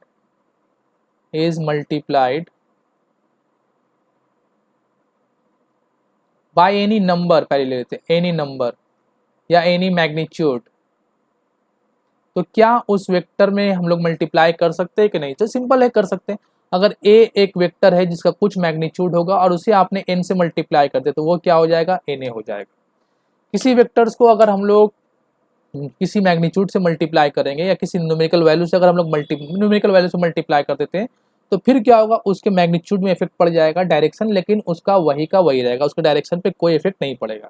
लेकिन हम लोगों का मेन बहस, मेन टॉपिक हम लोगों का ये है कि दो वेक्टर्स जब आपस में मल्टीप्लाई होता है तो फिर क्या होता है। तो उसे समझने के लिए हम लोग दो अलग अलग केस को स्टडी करेंगे कि एक होगा स्केलर प्रोडक्ट और एक होगा वेक्टर प्रोडक्ट। तो दोनों को एक एक करके हम लोग पढ़ते हैं। पहले dot product of two vectors. Dot product of two vectors का दूसरा नाम है, इसका दूसरा नाम है scalar product. Scalar product of two vectors, जब भी दो वेक्टर्स को हम लोग आपस में मल्टीप्लाई करते हैं और मल्टीप्लाई करने के बाद उनका रिजल्ट अगर स्केलर क्वांटिटी आ जाता है तो उसे हम लोग कहते हैं डॉट प्रोडक्ट या तो फिर स्केलर प्रोडक्ट। जैसे कि मान लेते हैं कि ए और बी ये दो वेक्टर हैं और इन दोनों को हम लोगों ने मल्टीप्लाई किया और मल्टीप्लाई करने से एक रिजल्ट आया सामने। तो अगर ये रिजल्ट आर वेक्टर क्वांटिटी नहीं हुआ, स्केलर क्वांटिटी हुआ, और ये होता है कि दो वेक्टर को मल्टीप्लाई करने के बाद कभी स्केलर आता है कभी वेक्टर आता है। तो अगर हम लोग दो वेक्टर को मल्टीप्लाई करते हैं और मल्टीप्लाई करने से अगर उन दोनों का रिजल्ट स्केलर प्रोडक्ट आ गया तो फिर उस प्रोडक्ट को मल्टीप्लिकेशन को क्या कहते हैं, डॉट प्रोडक्ट और स्केलर प्रोडक्ट। और इसे हम लोग कुछ इस तरीके से दिखाते हैं, vector A dot vector B, इस तरीके से दिखाते हैं। ठीक है, ध्यान में रहेगा। आर इक्वल टू क्या होगा, vector A dot vector B. इसे कुछ इस तरीके से भी दिखा सकते हैं, वेक्टर आर का मैग्नीट्यूड इक्वल टू क्या होगा, vector A dot vector B. अब अगर इसे हम लोग वेक्टर फॉर्म से हटाना चाहें तो इसे हम लोग कुछ इस तरीके से लिख सकते हैं, ए बी कॉस थीटा। ठीक है, A B cos theta. Cos product भी बोल सकते हैं हम लोग को, कोसाइन एंगल होता है दो वेक्टर के बीच में। Theta is what, angle between vector A and vector B. जैसे कि मान लेते हैं ये एक वेक्टर इस तरीके से एक्ट हो रहा है यहाँ पर और ये वेक्टर यहाँ पे कुछ इस तरीके से एक्ट हो रहा है और इन दोनों के बीच में एंगल है थीटा। तो अगर इनका आर निकालेंगे तो आर हम लोगों को अगर स्केलर प्रोडक्ट मिलता है तो हम लोग क्या कहेंगे, vector A dot vector B, और इसे हम लोग लिखेंगे ए बी कॉस थीटा। जैसे कि इसका सिंपल एग्जांपल ले लेते हैं हम लोग, फोर्स और डिस्प्लेसमेंट। अगर फोर्स और किसी ऑब्जेक्ट के ऊपर अगर कुछ फोर्स लगा रहे हैं हम लोग और फोर्स लगाने की वजह से इसमें कुछ डिस्प्लेसमेंट भी हो रहा है, तो force is a vector quantity, displacement is also vector quantity, but work जो हम लोग को रिजल्ट मिलता है, work equal to force into displacement, this is not a vector quantity, this is a scalar quantity. Work जो है एक scalar quantity. इस तरीके के बहुत सारे एग्जाम्पल्स है जो हम लोग को देखने को मिलेंगे कि दो वेक्टर्स को मल्टीप्लाई करने के बावजूद हम लोग को जो रिजल्ट हासिल होता है, हम लोग को जो रिजल्ट मिलता है, वो रिजल्ट वेक्टर नहीं होता, स्केलर होता है। इसलिए पहले हम लोग स्केलर प्रोडक्ट को क्लियर कर लेते हैं और डॉट प्रोडक्ट हम लोग कह सकते हैं इसे। आगे बात करते हैं हम लोग वेक्टर प्रोडक्ट, क्रॉस प्रोडक्ट और वेक्टर प्रोडक्ट के बारे में। वेक्टर प्रोडक्ट और क्रॉस प्रोडक्ट क्या होगा आप लोग समझ ही गए होंगे कि जब भी दो वेक्टर्स को अगर हम लोग मल्टीप्लाई करते हैं और मल्टीप्लाई करने के बाद उनका रिजल्ट अगर वेक्टर क्वांटिटी आता है तो उसे हम लोग क्रॉस प्रोडक्ट कह सकते हैं या वेक्टर प्रोडक्ट कह सकते हैं। जैसे कि मान लेते हैं कि वेक्टर ए और वेक्टर बी ये दो वेक्टर्स हैं और आर इन लोगों का एक रिजल्टेंट है। तो अगर आर वेक्टर क्वांटिटी आता है तो इसे हम लोग इस तरीके से दिखाते हैं, vector A cross vector B. तो ये हुआ रिप्रेजेंटेशन ऑफ क्रॉस प्रोडक्ट। और पीछे हम लोगों ने देखा ये जो फॉर्म था ये रिप्रेजेंटेशन ऑफ डॉट प्रोडक्ट। तो डॉट प्रोडक्ट चूंकि वेक्टर क्वांटिटी नहीं होता इसलिए यहाँ पे आर के ऊपर हमने एरो नहीं दिया, लेकिन यहाँ पे आर के ऊपर एरो देने के बाद मैग्नीट्यूड मॉड में डाल दिया तो इसे भी मैग्नीट्यूड को रिप्रेजेंट कर रहा है। ठीक है, आगे देखते हैं यहाँ पर। तो vector R cross equal to vector A cross vector B. अब अगर हम लोग इसे वेक्टर के फॉर्म से हटाना चाहते हैं तो क्या लिखेंगे, तो इसे हम लोग कुछ इस तरीके से लिखेंगे, ए बी साइन थीटा। ठीक, और इसके साथ ही साथ एक यूनिट वेक्टर हम लोग मल्टीप्लाई कर लेते हैं, क्योंकि ये एक वेक्टर क्वांटिटी इसलिए यहाँ पर एक यूनिट वेक्टर दिखाना पड़ेगा क्योंकि ये पूरा पार्ट मैग्नीट्यूड फॉर्म है। तो यहाँ पर हम लोग एक यूनिट वेक्टर को दिखाएंगे, रिप्रेजेंट करेंगे। तो अब हम लोग दोनों को एक साथ लिख देते हैं। अगर आर डॉट के बारे में बात करते हैं, vector A dot vector B, तो ये एक स्केलर प्रोडक्ट है तो आर मॉड हो गया, तो ये हम लोग को देगा ए बी कॉस थीटा। लेकिन अगर आर वेक्टर आर के बारे में बात करते हैं जो ए क्रॉस बी से बन रहा है, तो इसे हम लोग क्या लिखते हैं, ए बी साइन थीटा और along with a unit vector. लेकिन अगर सवाल उठता है कि इसका सिर्फ मैग्नीट्यूड क्या होगा, तो सिर्फ मैग्नीट्यूड करने के लिए आर कर दो इसे ए बी साइन थीटा। उस वक्त यहाँ पर हम लोग यूनिट वेक्टर नहीं देंगे क्योंकि यूनिट वेक्टर रिप्रेजेंट कर रहा है डायरेक्शन को, जैसे हम लोगों ने अभी थोड़ी देर पहले किया है कि यूनिट वेक्टर सिर्फ और सिर्फ डायरेक्शन को रिप्रेजेंट करता है और हम लोग यहाँ पे डायरेक्शन के बारे में बात नहीं कर रहे हैं, हम लोग सिर्फ यहाँ पर मैग्नीट्यूड को फोकस कर रहे हैं। तो ये हुआ दो वेक्टर के स्केलर प्रोडक्ट का मैग्नीट्यूड और ये हुआ दो वेक्टर के वेक्टर प्रोडक्ट या क्रॉस प्रोडक्ट का मैग्नीट्यूड। यहाँ पर आपको डायरेक्शन भी मिलेगा लेकिन यहाँ पर आपको डायरेक्शन नहीं मिलेगा, यहाँ पर सिर्फ और सिर्फ मैग्नीट्यूड के बारे में पता चलेगा और यहाँ पर आपको मैग्नीट्यूड के साथ साथ डायरेक्शन के बारे में पता चलेगा। क्योंकि रिजल्टेंट आर अगर वेक्टर क्वांटिटी है तो फिर हम लोग क्रॉस प्रोडक्ट यूज करेंगे और vector product dot vector product कह सकते हैं। लेकिन अगर रिजल्टेंट स्केलर क्वांटिटी मिल रहा है तो फिर दो वेक्टर का मल्टीप्लिकेशन हम लोग डॉट के कंसेप्ट से करने वाले हैं। Dot and cross product between I J and के यूनिट वेक्टर्स, इसे हम लोग कुछ इस तरीके से आई के ऊपर कैप दे देंगे, आई जे एंड के। अब इनके बीच में हम लोग डॉट एंड क्रॉस प्रोडक्ट करना चाहते हैं, क्योंकि हम लोग जानते हैं कि ये एक यूनिट वेक्टर है और दो वेक्टर का हम लोग मल्टीप्लिकेशन कर सकते हैं। मल्टीप्लाई करने के बाद हम लोग को डॉट स्केलर भी मिल सकता है और वेक्टर भी मिल सकता है। फिलहाल आई जे के का मल्टीप्लाई करने के बाद क्या मिलेगा नहीं मिलेगा उसके पर हम लोग बहस नहीं कर रहे हैं। हम लोग ये जानना चाह रहे हैं कि आई जे और के का जब हम लोग मल्टीप्लाई करेंगे इन दोनों को आपस के बीच में, तो फिर हम लोग को जो रिजल्ट मिलेगा वो क्या होना चाहिए, तो इसे हम लोग बहस कर लेते हैं। फिलहाल यहाँ पर उसमें जाने से पहले हम लोगों को ये देखना भी ज़रूरी है कि ये जो रिजल्टेंट आर है इसका डायरेक्शन हम लोग कैसे पता करेंगे। ए और बी मैग्नीट्यूड है, theta is the angle between them, लेकिन डायरेक्शन ये जो यूनिट वेक्टर है ये यूनिट वेक्टर कौन से डायरेक्शन को रिप्रेजेंट करेगा ये हम लोग कैसे समझेंगे। इसे समझने के लिए सबसे सिंपल कंसेप्ट आप लोग ये याद रखो, जैसे कि अगर ये वेक्टर ए है, यहाँ पर देख लो एक मिनट, अगर ये वेक्टर ए है और ये वेक्टर बी है, ठीक है। अब हम लोग को ए क्रॉस अगर बी कर रहे हैं हम लोग ए क्रॉस बी, और एक होता है कि बी क्रॉस ए करना, दोनों कर सकते हैं हम लोग, कोई दिक्कत नहीं है, हम लोग की मर्जी है कि हम लोग ए क्रॉस बी करें या बी क्रॉस ए करें, ठीक है। इसी तरीके से हम लोग यहाँ पर ए डॉट बी भी कर सकते हैं या तो फिर बी डॉट ए भी कर सकते हैं। लेकिन यहाँ पे हम लोग को बहस नहीं है, क्योंकि यहाँ पे इसलिए बहस नहीं है क्योंकि ए डॉट बी और बी डॉट ए करने के बाद हम लोगों को कुछ डायरेक्शन नहीं मिलता, क्योंकि वो तो स्केलर प्रोडक्ट है, सिर्फ मैग्नीट्यूड देगा। लेकिन सवाल यहाँ पर उठता है कि ए क्रॉस बी अगर करेंगे तो डायरेक्शन क्या होगा, और अगर बी क्रॉस ए करेंगे तो डायरेक्शन क्या होगा, और क्या दोनों डायरेक्शन सेम होगा या डिफरेंट होगा, इसके ऊपर बहस है। तो देखो इसको करने के लिए सबसे सिंपल तरीका ये है कि आप अगर ए क्रॉस बी कर रहे हो तो अपने हाथ के इस हिस्से को ए में सेट कर दो, और सेट करने के बाद इसे बी की तरफ रोटेट करो। तो अगर ए से बी की तरफ रोटेट होगा, जैसे कि मैं स्क्रीन पे अगर कर देता हूँ, तो अगर मैं अपने हाथ को ए को ऐसे सेट करता हूँ ए में और फिर उसे बी की तरफ ऊपर की तरफ उठाता हूँ तो ये ऐसे उठता है, तो मेरा जो थंब होता है वो मेरी तरफ इंडिकेट कर रहा है, मतलब मेरे स्क्रीन से बाहर आते हुए दिखता है। तो हम लोग ए क्रॉस बी के केस में लिखेंगे, ऐसे लिख सकते हैं हम लोग ए क्रॉस बी को ए बी साइन थीटा, और अगर यूनिट वेक्टर जो एन कैप था ये सिर्फ और सिर्फ डायरेक्शन रिप्रेजेंट करता है तो इसे एन कैप भी लिख सकते हैं, या हम लोग यहाँ पे लिख देते हैं आउटवर्ड, ठीक है। क्योंकि एन कैप है क्या, एन कैप एक्चुअल में रिप्रेजेंट कर रहा है unit direction of vector, unit vector है डायरेक्शन रिप्रेजेंट करता है, हम लोगों ने अभी थोड़ी देर पहले देखा है। तो डायरेक्शन के लिए हम लोग वर्ड भी यूज कर सकते हैं। लेकिन अब बात करते हैं बी क्रॉस ए के बारे में। तो बी क्रॉस ए जब भी करना है तो अपने हाथ को बी में सेट करना है और ए की तरफ मुड़ना है, ठीक है। अपने हाथ को कहाँ सेट करना है, बी में। अब ऐसे नहीं, ऐसे घूम के नहीं जाना, क्योंकि ए क्रॉस बी के बीच में एंगल ये है, तो आप जब घूमोगे तो एंगल को क्रॉस करते जाना, जैसे कि बी ए क्रॉस बी जब मैंने किया तो ऐसे एंगल से होते हुए मैं गया। अब कोई बोलेगा सर बी से ए में जाने ऐसे चले जाए, तो वो दोनों वेक्टर के बीच में जो एंगल है उससे घूम कर नहीं जा रहे, आप पीछे वाले एंगल से आ रहे हैं, वो एंगल हम लोग वेक्टर के बीच में नहीं लेते। वेक्टर के बीच में कौन सा एंगल लिया जाता है इसके ऊपर बहस हो चुका।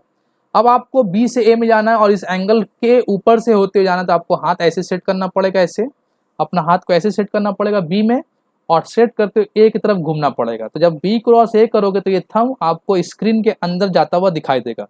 तो जब बी क्रॉस ए करेंगे तो इसे भी हम लोग लिख सकते हैं बी ए साइन थीटा, और डायरेक्शन क्या होगा, इनवर्ड, ठीक है। आई होप कि समझ में आया हो कि ए क्रॉस बी और बी क्रॉस ए का मतलब। मैं फिर से थोड़ा दिखा देता हूँ कि मान लेते ये है P और ये है Q, ठीक है।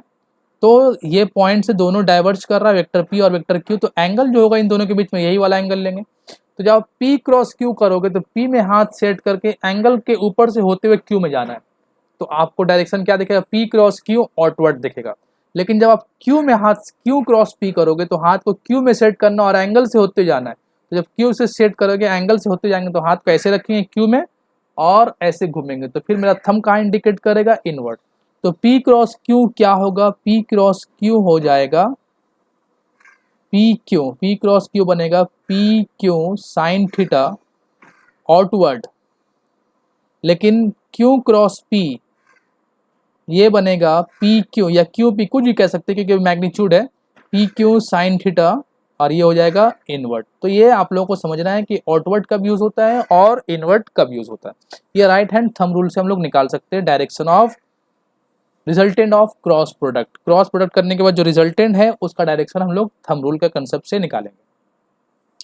तो यहाँ पर एक सवाल भी पूछा जाता है, बहुत अच्छे तरीके से सवाल पूछा जाता है यहाँ पर, what is the angle between A cross B and B cross A. जैसे कि यहाँ पे हम लिख लेते हैं find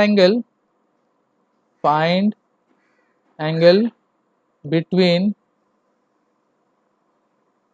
A cross B and vector B cross vector A. तो आप लोग देख सकते हो कि ए क्रॉस बी और बी क्रॉस ए दोनों क्रॉस के फॉर्म में दिया गया है, इसलिए ये एक वेक्टर प्रोडक्ट है। इन दोनों का जो क्रॉस प्रोडक्ट है, इन दोनों का जो रिजल्ट आएगा उसके पास डायरेक्शन भी होगा, मैग्नीट्यूड भी होगा। फिलहाल ए क्रॉस बी और बी क्रॉस ए के बीच में एंगल निकालने के लिए आपकी मर्जी, आप जैसे चाहो वैसे सेट कर लो। चलो ए को आप यहाँ पर ले लो और बी को नीचे ले लो, कोई दिक्कत नहीं है, जैसे आप लोग की मर्जी वैसे कर लो। और ये दोनों के बीच में एंगल लेना है, क्योंकि दोनों इस पॉइंट से डाइवर्ज हुआ है तो एंगल इन दोनों के बीच का होगा। ये वाला एंगल नहीं लेना है, ठीक है ना, क्योंकि मालूम है। अब यहाँ पर देखो, अगर हम बी क्रॉस ए के बारे में बात करते हैं तो बी क्रॉस ए, बी में हाथ कैसे सेट करेंगे और ए की तरफ मुड़ेंगे, एंगल से होते हुए जाएंगे, तो ये थंब मेरी तरफ इंडिकेट करेगा। तो बी क्रॉस ए का जो डायरेक्शन होगा ये क्या होगा, आउटवर्ड होगा। अब ए क्रॉस बी के बारे में जब बात करेंगे तो ए से हाथ को सेट करके बी की तरफ जाएंगे एंगल के ऊपर से होते हुए, तो ये थंब का इंडिकेट करेगा इनवर्ड। तो अब आउटवर्ड और इनवर्ड के बीच में एंगल कितना डिग्री होता है, एक स्क्रीन के अंदर जा रहा है और एक स्क्रीन से बाहर आ रहा है, तो इन दोनों के बीच में एंगल कितना होगा, 180 डिग्री, या तो फिर पाई, हम लोग पाई भी कह सकते हैं या फिर 180 डिग्री भी कह सकते हैं। तो इस तरीके से हम लोग ए क्रॉस बी और बी क्रॉस ए के बीच में एंगल का पता कर सकते हैं। ठीक है, अब हम लोग आगे बात करते हैं यूनिट वेक्टर के डॉट और क्रॉस प्रोडक्ट के बारे में। तो पहले आई जे के का डॉट प्रोडक्ट हम लोग पहले कर लेते हैं। देखो आई जे के को आप ध्यान में रखना, सबसे पहली बात कि एंगल बिटवीन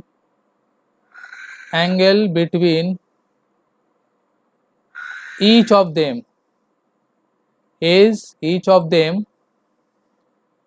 is 90 डिग्री। हर एक के बीच में एंगल कितना है, 90 डिग्री, क्योंकि आई एक्स एक्सिस जे वाई एक्सिस, तो एक्स एक्सिस और वाई एक्सिस के बीच में एंगल कितना होता है, 90 डिग्री। फिर वाई एक्सिस और जेड एक्सिस के बीच में एंगल 90 डिग्री, फिर जेड एक्सिस और एक्स एक्सिस के बीच में एंगल 90 डिग्री। आप लोगों को मालूम होगा कि एक्स वाई जेड एक्सिस एक दूसरे के ऊपर 90 डिग्री बनाकर रहते हैं, तो तीनों के बीच में एंगल 90 डिग्री होता है।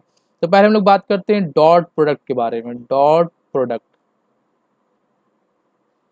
ठीक, नंबर 1 आई डॉट जे, क्या होगा, फॉर्मूला क्या था मेरे पास, डॉट प्रोडक्ट का फॉर्मूला यहाँ लिख लेते हैं, ए डॉट बी, ये हम लोगों ने लिखा था ए बी कॉस थीटा, और क्रॉस प्रोडक्ट को भी लिख के रखते हैं ए क्रॉस बी, ये हम लोगों ने लिखा था ए बी साइन थीटा।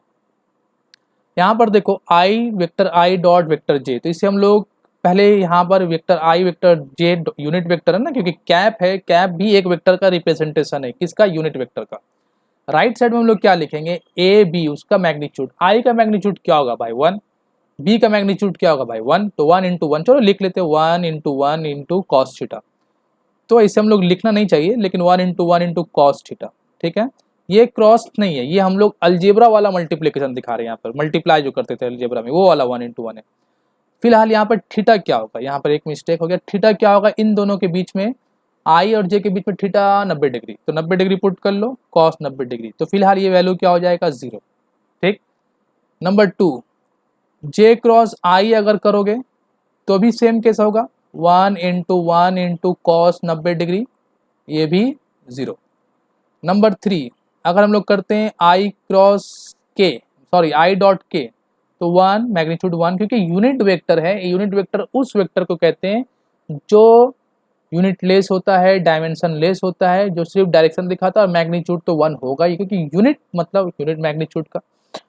एंगल कितना होगा इन दोनों के बीच में, एंगल होगा 90 डिग्री, कॉस 90, ये वैल्यू भी आपको 0 दे देगा। नंबर 4 में अगर बात करें के डॉट आई, तो ये क्या हुआ, 1 इंटू कॉस 90, ये भी वैल्यू क्या हो जाएगा, 0 हो जाएगा। इसी तरीके से नंबर 5 में अगर जे डॉट के के बारे में बहस कर लेते हैं, जे डॉट के, ये भी क्या होगा, 1 इंटू कॉस 90 डिग्री, ये भी 0 हो जाएगा।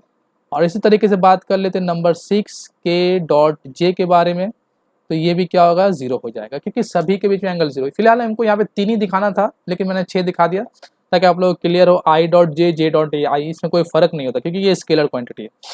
तो ये हुआ dot product between different unit vector, dot product between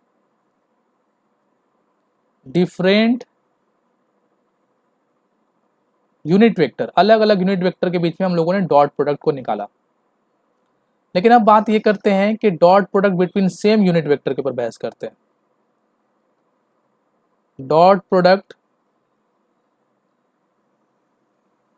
between same unit vector, ठीक है, अलग एक जैसा unit vector, same unit vector. Number 1 में अगर बात करें आई डॉट आई के बारे में, तो आई 1 इंटू 1। अब यहाँ पर ये सोचो कि आई अलॉन्ग एक्स एक्सिस है और दूसरा आई भी अलॉन्ग एक्स एक्सिस है। जब दो वेक्टर एक ही डायरेक्शन में होते हैं, ऐसे कि समझ लो ये दोनों वेक्टर अगर ऐसे दिखाएं तो एंगल कितना हो रहा है दोनों के बीच में, 90 डिग्री। अब ऐसे क्या होगा, डिक्रीज हो रहा है, डिक्रीज होते होते होते होते होते होते पूरा क्या होगा, जब दोनों एक ही लाइन पे हो जाएगा तो एंगल क्या हो जाएगा, 0 डिग्री। फिर से 90 डिग्री, 70, 60, 50, 40, 30, 20, 2, 4, 6, 2, 1, 0। तो ये क्या होगा कि जब दो vector along x axis represent कर रहा है तो दोनों के बीच में एंगल 0 डिग्री होगा। तो यहाँ पर हम लोग cos 0 डिग्री लिख लेते हैं, cos 0 डिग्री, और cos 0 डिग्री का वैल्यू होता है 1, तो पूरा 1 आया। इसी तरीके से अगर हम लोग बात करते हैं j डॉट जे के बारे में, तो ये क्या होगा 1 इंटू 1 इंटू कॉस 0 डिग्री, क्योंकि दो y एक ही y एक्सिस के बीच में, एक ही अलॉन्ग द y एक्सिस दो वेक्टर जब रिप्रेजेंट होगा तो जाहिर बात है एंगल 0 डिग्री होगा, तो ये भी 1 आएगा। और नंबर 3 में अगर हम बात करते हैं तो k डॉट के, इसमें भी क्या होगा 1 इंटू 1 इंटू कॉस 0 डिग्री, और कॉस 0 डिग्री का वैल्यू क्या होता है 1। तो इस तरीके से यहाँ पर इन दोनों रिजल्ट को अगर हम लोग गौर से देखते हैं, इन दोनों रिजल्ट को, तो यहाँ पर अगर दो डिफरेंट यूनिट वेक्टर के बीच में अगर हम लोग डॉट प्रोडक्ट करेंगे तो पूरे का रिजल्ट 0 आएगा। लेकिन अगर दो सिमिलर यूनिट वेक्टर के बीच में अगर डॉट प्रोडक्ट करते हैं तो रिजल्ट 1 आता है, 1 और 0, इसके अलावा और कुछ नहीं आएगा, ठीक है। अब हम लोग बात करते हैं क्रॉस प्रोडक्ट बिटवीन आई जे के यूनिट वेक्टर। आई जे के यूनिट वेक्टर के बीच में हम लोग क्रॉस प्रोडक्ट लेते हैं, ठीक है। तो क्रॉस प्रोडक्ट का फॉर्मूला आप लोगों को याद होगा, अभी हम लोगों ने लिखा कि vector A cross vector B, ये क्या होता है, vector A cross vector B, ये होता है ए बी साइन थीटा। लेकिन याद रहे अगर vector B cross vector A करेंगे हम लोग तो ये क्या हो जाएगा, ए बी लिखो या बी ए लिखो, मैग्नीट्यूड में कोई दिक्कत नहीं है, लेकिन वेक्टर फॉर्म में दिक्कत होगा। A B sine 180 minus theta भी लिख सकते हैं, या तो फिर इसे हम लोग लिख सकते हैं minus A B sine theta, ध्यान से, ठीक है। ए बी साइन थीटा ये, और ये minus A B sine theta, magnitude के वेक्टर ए क्रॉस बी और बी क्रॉस ए का रिप्रेजेंटेशन ही है। चलो अब बात करते हैं हम लोग cross product between different unit vector. Cross product between different unit vector.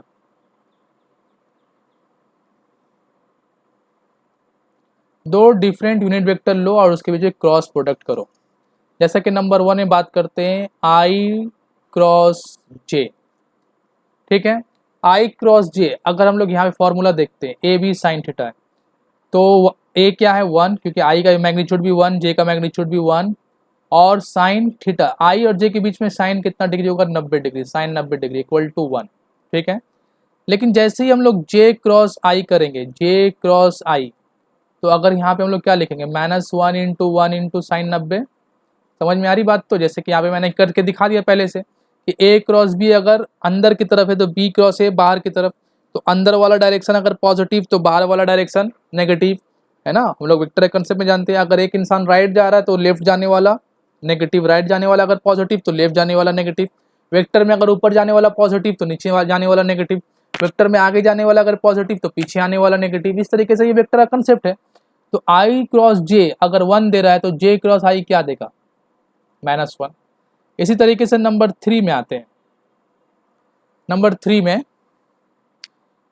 Okay, अब यहाँ पर सवाल ये होता है कि नंबर 1 इसे हम लोग क्या लिख सकते हैं, जरा ध्यान से समझने की कोशिश करना कि ये मेरा एक्स एक्सिस है और ये मेरा वाई एक्सिस है, ठीक है। तो जेड एक्सिस जो होगा मेरा, ये स्क्रीन से बाहर निकलता हुआ दिखाई देगा, तो इससे तो यहाँ पे हम लोग ऐसे दिखा देते हैं, ये मेरा जेड एक्सिस है। यहाँ पर हम लोग दिखाते हैं यूनिट वेक्टर आई को, यहाँ पर आई है यहाँ पर यूनिट वेक्टर जे है और यहाँ पर यूनिट वेक्टर के है। तो बच्चों अगर आप आई क्रॉस जे करोगे, समझो, अगर आप आई क्रॉस आई को हाथ सेट करो और जे की तरफ मोड़ो, क्योंकि दोनों के बीच में एंगल तो यही है ना, आई क्रॉस जे के बीच में एंगल ये 90 डिग्री है, तो ये तो यूज़ करना ही पड़ेगा। अगर आप आई क्रॉस जे करोगे तो आई से हाथ को लेकर के जे की तरफ बेंड करोगे तो थंब का इंडिकेट करेगा बाहर, और बाहर कौन है, जेड एक्सिस, तो के। तो यहाँ पर देखो इसे हम लोग क्या लिख सकते हैं, आई क्रॉस जे का मैग्नीट्यूड तो 1 हो गया, लेकिन डायरेक्शन क्या होगा, बाहर की तरफ, तो आउटवर्ड। और वो आउटवर्ड को यहाँ पे हम लोग किससे दिखा रहे हैं, के से, तो इसे हम लोग लिख देंगे डायरेक्टली यूनिट वेक्टर के। फिर से समझो, क्योंकि मैग्नीट्यूड तो 1 हो चुका ना, फिर से मैं बता रहा हूँ, आई क्रॉस जे किया, थंब का इंडिकेट कर रहा बाहर, बाहर कौन है, जेड एक्सिस। अब आई क्रॉस जे जब हम लोगों ने किया तो उसका यूनिट वेक्टर क्या आया, 1 इंटू 1, मैग्नीट्यूड 1 आया, साइन 90 डिग्री। लेकिन यहाँ पर चलो, यहाँ पे थोड़ा सा और लिखना चाहिए था मुझे, ये आई क्रॉस जे हो गया साइन 90 डिग्री। यहाँ पर जैसे ए क्रॉस बी साइन थीटा, तो यहाँ पर एक यूनिट वेक्टर देते थे हम लोग, यहाँ पे एक यूनिट वेक्टर देना पड़ेगा। इसी तरीके से यहाँ भी कोई यूनिट वेक्टर होगा ना, वो यूनिट वेक्टर क्या होगा, आई क्रॉस जे के साथ, तो यूनिट वेक्टर होगा के। समझ रहे हो, आई क्रॉस जे, थंब का इंडिकेट कर रहा बाहर, बाहर कौन है, के, तो आई 1 into sine 90 degree, unit vector कौन हुआ, के। अब ये पूरे का तो वैल्यू 1 हो चुका, बचा कौन, सिर्फ के। इसी तरीके से अगर हम लोग यहाँ बात करते हैं, मैग्नीट्यूड के बारे में बात करते हैं, चलो इसको माइनस पर डाल देते हैं, जे क्रॉस आई। अब जे से आई की तरफ मूव करो, जे को सेट कर लिया हाथ को ऐसे, आई की तरफ मूव करो, थंब का इंडिकेट कर रहा अंदर, तो बाहर वाला जेड अगर पॉजिटिव के है तो अंदर वाला जेड क्या होगा, नेगेटिव के।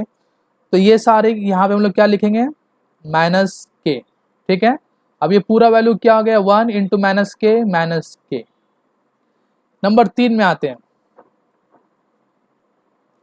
आई क्रॉस जे क्रॉस आई, जे क्रॉस के कर लेते हैं, जे क्रॉस के इक्वल टू, देखो 1 इंटू साइन 90, बचा यूनिट वेक्टर भी लिखना है, क्योंकि जब भी हम लोग दो वेक्टर का क्रॉस प्रोडक्ट करते हैं तो उसके साथ ही साथ हम लोग को एक यूनिट वेक्टर भी देना जरूरी है, क्योंकि अरे वेक्टर क्रॉस प्रोडक्ट तो वेक्टर क्वांटिटी देता है ना, तो यूनिट वेक्टर नहीं देंगे तो फिर मामला क्लियर नहीं होगा ना, इनकम्प्लीट इन्फॉर्मेशन हो जाएगा। Vector quantity with magnitude with direction दोनों देना पड़ता है हमको। अब सवाल उठता है कि जे क्रॉस के का हम लोगों ने मैग्नीट्यूड लिख दिया, डायरेक्शन कौन सा होगा, यूनिट वेक्टर कौन सा होगा वो बताना है। तो पहले हाथ को जे में सेट करो, देखो ध्यान से, जे के कहाँ है, मेरी तरफ, ठीक है। जैसे कि इसे हम लोग कुछ इस तरीके से समझ सकते हैं, जैसे कि मान लेते हैं ये मेरा एक्स वाई और ये मेरा जेड एक्सिस, ये 3 पेन ले लेते हैं हम, दिख रहा है, हाँ दिखता होगा, ठीक है। ये 3 पेन है, इसे थोड़ा सा मार्कर पेन से ठीक रहेगा, मार्कर पेन ले लेते हैं, जिससे कि यहाँ समझने की कोशिश करो। ये 2 पेन दिख रहा है और ये तीसरा पेन, ये क्या हो गया, मेरा एक्स वाई जेड एक्सिस, ये वाला पकड़ लो एक्स एक्सिस, ये वाई एक्सिस, ये जेड एक्सिस, ठीक है। ये मेरी तरफ जो पेन आ रहा है ये जेड एक्सिस, आप लोग को दिखता नहीं होगा, ऐसे चल बना देते हैं, ये एक्स, ये वाई और ये वाला जेड एक्सिस। अब हम लोग को वाई क्रॉस जे क्रॉस के करना है, ये जे है और ये के है, तो क्या करेंगे, और इन दोनों के बीच में ये एंगल है थीटा, ठीक है, ये थीटा है, तो हम लोग जे में हाथ को सेट करेंगे और के की तरफ मोड़ेंगे, थंब कहाँ इंडिकेट करेगा, एक्स की तरफ। स्क्रीन में भी आप समझ सकते हो, जे से जब के की तरफ मूव करोगे तो थंब कहाँ इंडिकेट करेगा, एक्स की तरफ, मतलब आई। तो यहाँ पर जे क्रॉस के का यूनिट वेक्टर हम लोग क्या लिखेंगे, आई लिखेंगे। अब ये पूरा मैग्नीट्यूड तो 1 हो चुका, बचा सिर्फ आई। लेकिन जब बात करेंगे नंबर 4 में के क्रॉस जे के बारे में, तो फिर वहाँ पर क्या होगा, 1 इंटू साइन 90, ये सब तो ठीक है, यूनिट वेक्टर क्या होगा उसे देख लो। जब आप जे क्रॉस जे करोगे, मतलब के, ये वाला के है मेरा और ये वाला मेरा जे है और ये आई है, जब भी हम के क्रॉस जे करेंगे तो मेरा थंब मेरी तरफ इंडिकेट करेगा, मतलब आई से ऑपोजिट। तो आप स्क्रीन पे भी देख सकते हो, जब भी के क्रॉस आई करोगे, के कहाँ है, यहाँ मेरी तरफ, ठीक। अब के से आई जे की तरफ अगर हम लोग मुड़ेंगे तो मेरा थंब इस तरफ इंडिकेट करेगा, लेकिन एक्स इस तरफ है, समझ में आ रही बात, एक्स इस तरफ है तो उसके ऑपोजिट जाएगा। तो यहाँ पर जो आई होगा इसे हम लोग माइनस आई से रिप्रेजेंट करेंगे, और ये पूरा वैल्यू तो 1 हो गया, सिर्फ बचा कौन, माइनस आई। इसी तरीके से अगर नंबर 5 में देखते हैं, आई जे जे आई जे के आई, तो अब कर लेते हैं हम लोग आई क्रॉस के, ठीक। आई क्रॉस के जब हम लोग करेंगे, ध्यान से देखो, आई मतलब एक्स, के मतलब जेड, एक्स से जेड की तरफ आना, ये इस फिगर प्लेन में काम करेंगे। तो जब हम लोग आई से के की तरफ ऐसे हाथ रखा हम लोगों ने, ऐसे देख लो, ऐसे हाथ रखेंगे और ऐसे के की तरफ मोड़ेंगे हम लोग, ठीक। जब के की तरफ ऐसे मोड़ेंगे हम लोग तो फिर हम लोग का थंब नीचे की तरफ इंडिकेट करेगा। आई क्रॉस के जब करेंगे तो थंब मेरा नीचे जाएगा, लेकिन जे ऊपर था, तो आई क्रॉस के करते वक्त हम लोग यहाँ पर मैग्नीट्यूड तो 1 × 1 × sin 90 लिखेंगे, लेकिन मेरा यूनिट वेक्टर जो होगा वो माइनस जे की तरफ दिखाएगा, तो ये पूरा क्या होगा, माइनस जे। इसी तरीके से अगर हम लोग बात करें के क्रॉस आई के बारे में, तो ये भी 1 × 1 × sin 90 और ये बन जाएगा प्लस जे, तो वैल्यू क्या आएगा मेरा जे। तो यहाँ पर आपको ये ध्यान रखना है कि कब माइनस जे होगा, कब प्लस जे होगा, कब माइनस आई होगा, कब प्लस आई होगा, और कब प्लस के होगा और कब माइनस के होगा, in case of cross product of two different vector. जब भी दो डिफरेंट वेक्टर का क्रॉस प्रोडक्ट करेंगे तो ये केस हम लोगों के सामने आ सकता है, इसे ध्यान में रखना है। तो इसके लिए एक और सिंपल तरीका भी है, लेकिन ये मेथड आप लोग को याद रखना ज़्यादा ज़रूरी है। हाँ, थंब रूल का यूज़ करके आई से जे की तरफ जाना, जे से के की तरफ जाना, के से जे की तरफ जाना, आई से जे, जे से आई। तो आप करके देखना, जब आई से जे करोगे तो पॉजिटिव जेड दिखेगा, जे से आई करोगे तो नेगेटिव जेड दिखेगा। इस तरीके से सारा कंसेप्ट हम लोग सॉल्व कर सकते हैं।